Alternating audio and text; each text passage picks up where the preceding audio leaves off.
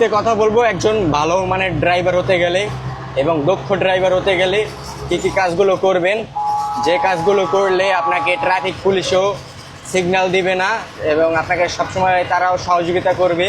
তো চলুন কথা না বাড়িয়ে যাওয়া যাক। সর্বপ্রথম কাজটা করবেন যে আপনি সবসময় আপনার গাড়ি পরিষ্কার রাখার চেষ্টা করবেন। যে বাইরের জিনিসগুলো আছে সেগুলো পরিষ্কার করবেন, ভিতরেও পরিষ্কার করে রাখবেন। দ্বিতীয় নাম্বার কাজ হলো যখন গাড়িটা বের করবেন তার আগে সব কিছু চেক দিয়ে নেবেন, ইঞ্জিন, তারপর আপনি চারিপাশ দিয়ে একটা ঘুরবেন, গাড়ির রাউন্ড দিবেন, চাকার হাওয়ার মাপ সব কিছু চেক করে নেবেন, লাইট ব্রেক লাইট সব চেক করে নেবেন গাড়ি বাইর করার আগে। 3 নাম্বার কাজ, গাড়িতে যখন উঠবেন তখন আপনি ওঠার পর আপনার গাড়ির কাগজ এবং লাইসেন্স সাথে রাখবেন এবং কাগজটা চেক দিবেন যে কাগজের ডেট আছে কি না। 4 নাম্বার কাজ হলো আপনি সিট বেল্টটা পরবেন, ঠিক আছে। সিট বেল্টটা পরার পর আপনি গাড়ি স্টার্ট দিয়ে চালানো শুরু করবেন এবং যখন চালাবেন যে রোডে চালাবেন সব রোডেই কিন্তু একটা ট্রাফিক সাইন আছে, ট্রাফিক নিয়ম আছে। সেই ট্রাফিক সাইন, ট্রাফিক নিয়ম মেনে চলবেন। কোন রোডে কত স্পিড, সেই স্পিড অনুযায়ী গাড়ি চালাবেন। যখন গাড়িটা ডাইনে বামে করবেন তখন সবসময় ইন্ডিকেটার দিয়ে নেবেন। আমি যে এখন যেমন ডাইনে যাবো, যে ডাইনে ইন্ডিকেটার দিয়ে নিছি, তো এইভাবে সবসময় ইন্ডিকেটার দিয়ে নেবেন। আর আপনার গাড়ি যে যদি এরকম সামনের গাড়িটা দেখেন একটু রং চং ওঠা, যদি এইরকম থাকে যে গাড়িগুলোর যে রং চং ঠিকভাবে নাই ওঠা, তাই সেই গাড়ি দেখেন ওই যে বলতে এই গাড়িটাকে কিন্তু ট্রাফিক পুলিশ সিগন্যাল দিছে। কেন দিছে জানেন? গাড়িটার কিন্তু বডিটা ফিটনেসে ঠিক নাই, রং চং ঠিক নাই। এর জন্যই আমি বলতেছিলাম যদি এরকম রং চং ওঠা থাকে তাহলে কিন্তু আপনি ডেন্ট পেন্ট করে সবসময় নতুনের মতো রাখার চেষ্টা করবেন, যাতে পুলিশ বুঝতে পারে যে না গাড়িটা নতুন, এই কাগজপত্র ঠিক আছে। এর জন্য আপনাকে কিন্তু কম সিগন্যাল দিবে সবসময়।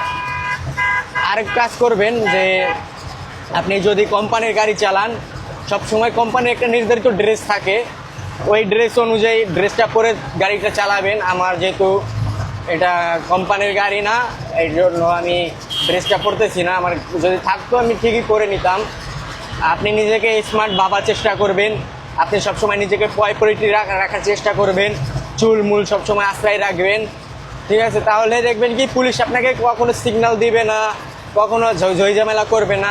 আর যখনই পুলিশ আপনার কাগজপত্র চাবে চেক করার জন্য, ট্রাফিক পুলিশ, আপনি তাদের সাথে ভালোভাবে ব্যবহার করুন, তাদের সাথে সুন্দর আচরণ করুন।